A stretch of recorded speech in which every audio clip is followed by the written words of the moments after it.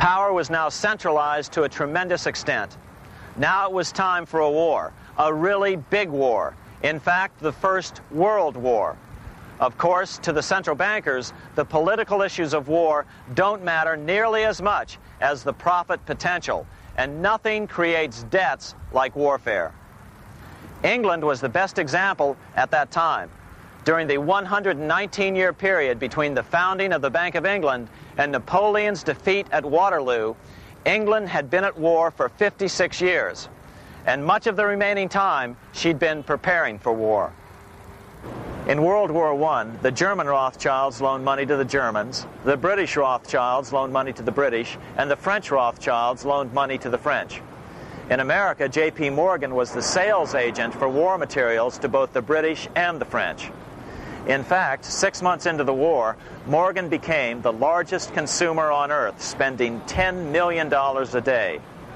His offices here at 23 Wall Street were mobbed by brokers and salesmen trying to cut a deal. In fact, it got so bad that the bank had to post guards at every door and at the partners' homes as well. Many other New York bankers made out as well from the war. President Wilson appointed Bernard Baruch to head the War Industries Board.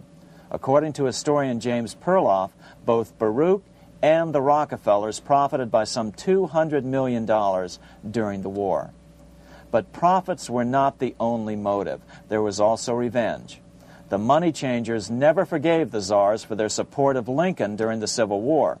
Also, Russia was the last major European nation to refuse to give in to the privately owned central bank scheme. 3 years after World War I broke out, the Russian Revolution toppled the Tsar and installed the scourge of communism. Jacob Schiff of Kuhn-Loeb and Company bragged from his deathbed that he had spent $20 million towards the defeat of the Tsar. Money was funneled from England to support the revolution as well. Why would some of the richest men in the world financially back communism, the system that was openly vowing to destroy the so-called capitalism that made them wealthy? Researcher Gary Allen explained it this way. If one understands that socialism is not a share the wealth program, but is in reality a method to consolidate and control the wealth, then the seeming paradox of super-rich men promoting socialism becomes no paradox at all. Instead, it becomes logical, even the perfect tool of power-seeking megalomaniacs. Communism, or more accurately socialism, is not a movement of the downtrodden masses, but of the economic elite. As W. Cleon Skousen put it in his 1970 book, The Naked Capitalist, power from any source tends to create an appetite for additional power. It was almost inevitable that the super-rich would one day aspire to control not only their own wealth, but the wealth of the whole world. To achieve this, they were perfectly willing to feed the ambitions of the power-hungry political conspirators who were committed to the overthrow of all existing governments and the establishments of a central worldwide dictatorship. But what if these revolutionaries get out of control and try to seize power from the super-rich? After all, it was Mao Zedong who in 1938 stated his position concerning power. Political power grows out of the barrel of a gun. The Wall Street London axis elected to take the risk. The master planners attempted to control revolutionary communist groups by feeding them vast quantities of money when they obeyed, and contracting their money supply, or even financing their opposition if they got out of control. Lenin began to understand that although he was the absolute dictator of the new Soviet Union, he was not pulling the financial strings. Someone else was silently in control. The state does not function as we desired.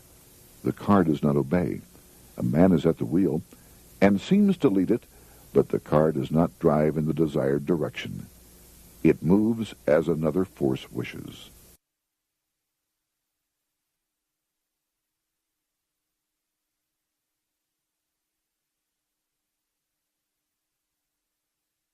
Who is behind it?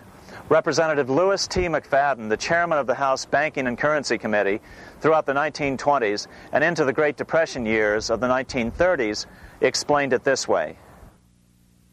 The course of Russian history has indeed been greatly affected by the operations of international bankers. The Soviet government has been given United States Treasury funds by the Federal Reserve Board, acting through the Chase Bank. England has drawn money from us through the Federal Reserve banks and has relent it at high rates of interest to the Soviet government.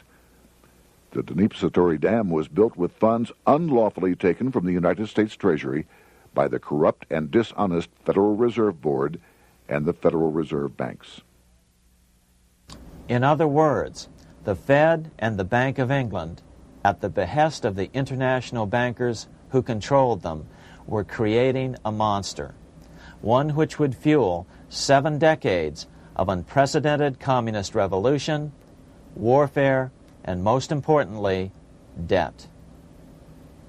In case you think there's some chance that the money changers got communism going and then lost control, in 1992, the Washington Times reported that Russian President Boris Yeltsin was upset that most of the incoming foreign aid was being siphoned off, quote, straight back into the coffers of Western banks in debt service, close quote. No one in his right mind would claim that a war as large as World War I had a single cause. Wars are complex things with many causative factors. But on the other hand, it would also be equally foolish to ignore as a prime cause of World War I those who would profit the most from the war. The role of the money changers is no wild conspiracy theory. They had a motive, a short-ranged, self-serving motive, as well as a long-range political motive of advancing totalitarian governments, with the money changers maintaining the financial clout to control whatever politician might emerge as the leader. Next, we'll see what the money changers' ultimate political goal is for the world.